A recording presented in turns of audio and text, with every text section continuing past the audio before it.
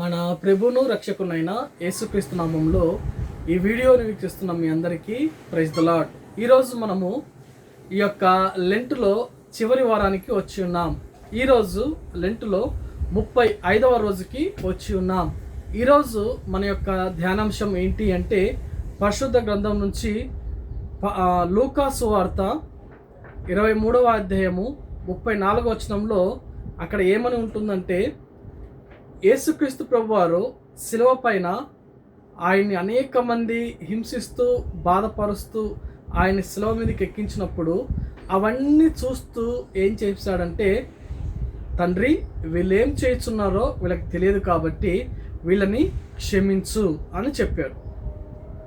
అప్పటికే యేసుక్రీస్తు ప్రభువారిని సాయంత్రం దగ్గర నుంచి రాత్రంతా అనేక సార్లు ఆ యొక్క ప్రధానుల యొద్దకు, అధిపతుల యొద్దకు, అదేవిధంగా ఆ యొక్క ఎక్కడైతే మరణశిక్ష విధిస్తారో, తీర్పు తీరుస్తారో అక్కడికి అనేక మార్లు ఆయన్ని తిప్పి ఆయన మీద నేరాలు మోపి ఆయన ఎంతగానో దూషించి అప్పటికే ఆయన కొట్టి చాలా రకాలుగా ఆయన హింసించి శిలువ మీదకి ఎక్కిస్తారు. ఇదంతా చూస్తున్న దేవుడు ఏం చెప్తున్నాడంటే, వీళ్ళు ఏం చేస్తున్నారో వీళ్ళు తెలియదు కాబట్టి వీళ్ళను క్షమించు తండ్రి అని చెప్పి ప్రార్థించాడు. ఈ ప్రార్థన ఈ సర్వలోకానికి ఒక్కసారే ఆయన చేసినట్లుగా మనం చూస్తాం.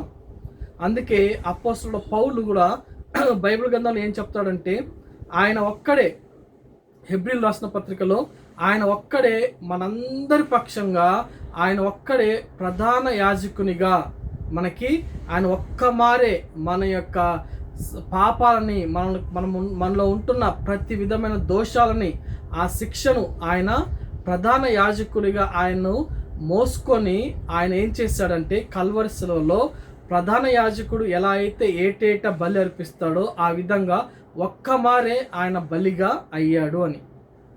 దీనికి ముంగుర్తుగా మనకి పాత నిబంధన గ్రంథంలో దేవుడు ఇశ్రాయేల్ ప్రజలకి ముందు నుంచి ఏం చెప్తూ వచ్చేవాడంటే, మీరు ఎవరైనా సరే పాపం చేస్తే ఒక ఏడాది మగ గొర్రెపిల్లను కానీ, లేకపోతే మీకు ఎలాగైతే మీ స్తోమతను బట్టి మీరు ఒక మంచి దేవునికి ఇష్టమైన ఒక బలిని అర్పించండి.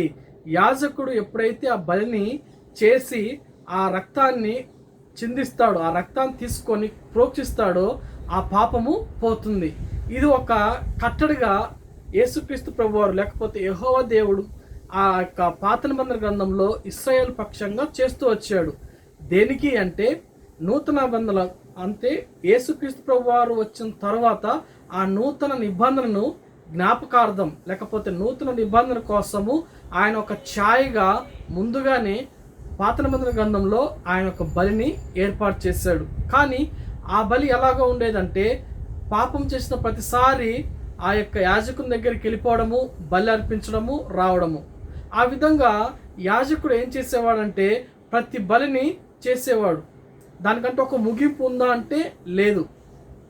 కానీ యేసుక్రీస్తు ప్రభువారే ఒక యాగముగా, ఒక బలి అయిన గొర్రెపిల్లగా ఆయన వచ్చి శిలువ మీద తను తానే ఎప్పుడైతే అర్పించుకుంటున్నాడో ఆ అర్పించుకునే విధానంలో ఆయన చేస్తున్న ప్రార్థన ఏంటి అంటే, తండ్రి వీళ్ళు ఏం చేస్తున్నారో వీళ్ళు ఎరగరు కనుక వీళ్ళని క్షమించుము అని. ఎందుకు అంటే, మానవుని ఎవ్వరికీ తెలియదు యేసుక్రీస్తు ప్రభువు శిలువలో ఎందుకు మరణించారు అంటే, మానవులు ఏమనుకుంటారంటే ఆయనకు శక్తి లేదు, లేకపోతే ఆయనకి అంత బలము లేదు, ఆయన్ని వీళ్ళ ఎవరైతే మతాధిపతులు ఉన్నారో వాళ్ళని తీసుకెళ్ళిపోయి ఆయన్ని సిలువేసేటప్పుడు ఆయనకు ఏం చేతగాక ఆ యొక్క చేతుల్లో, ఆ యొక్క కాళ్ళల్లో కొట్టిన ఆ గాయాలు, ఆ యొక్క మేకులు ఊడదీసుకోలేనంత శక్తి కూడా లేదు అని చెప్పి మానవుడు అనుకుంటూ ఉంటాడు. కానీ అలాంటి మానవుని యొక్క మనసును కూడా దేవుడు ఎరిగి ఆయన ఏం చేశాడంటే, వీళ్ళు ఏం చేస్తున్నారు వీళ్ళు ఎరుగురు కాబట్టి వీళ్ళను క్షమించుము అని.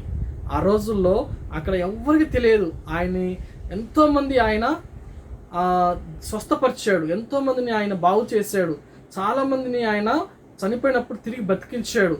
అలాంటి వాళ్ళు కూడా ఆయన అర్థం చేసుకోకుండా ఎంతగానో ఆయన మీద ఉమ్ము వేశారు, అబద్ధ సాక్ష్యాలు చెప్పారు, కొచ్చారు, పిడిగుద్దులు గుద్దారు, నవ్వారు, అపహాసం చేశారు. కానీ అవన్నింటినీ యేసుక్రీస్తు ప్రభువారు ఏం చేశారంటే, ఒకే ఒక్క మాట ద్వారా వీళ్ళు ఏం చేస్తున్నారో వీళ్ళకి తెలియదు ప్రభువా, వీళ్ళని క్షమించు అని తండ్రికి ప్రార్థించాడు. ఈ మానవాళి కోసము ప్రార్థన అక్కడ జరిగింది. కాబట్టి ఈ యొక్క లెంట్ డేస్లో మనము రేపు శుభ శుక్రవారం దినాన ఈ మాటలన్నీ మనము ధ్యానించుకుంటాం కదా, ఇదే మొదటి మాటగా మన అక్కడ ఉంటుంది. కాబట్టి ఈ యొక్క లెంట్ డేస్లో ప్రతి మాటను మనము చక్కగా అర్థం చేసుకొని, ఎందుకు యేసయ్య శిలువలో ఈ మాట పలికాడు, దీని యొక్క భావం ఏంటి అని చెప్పి మనం అర్థం చేసుకుంటే నిజంగా మన జీవితాలు ఆశీర్వాదకరంగా ఉంటాయి. కాబట్టి ఈ లెంట్ డేస్లో ఈ యొక్క చివరి వారంలో ఉన్న ఈ యొక్క మెసేజ్ని చాలా జాగ్రత్తగా మనం వింటూ ఇంకా దేవునికి మనము స్తుతులు చెల్లిద్దాం. ఇటువంటి కృప దేవుడు మనందరూ దయచేయునుగాక. ఆమేన్.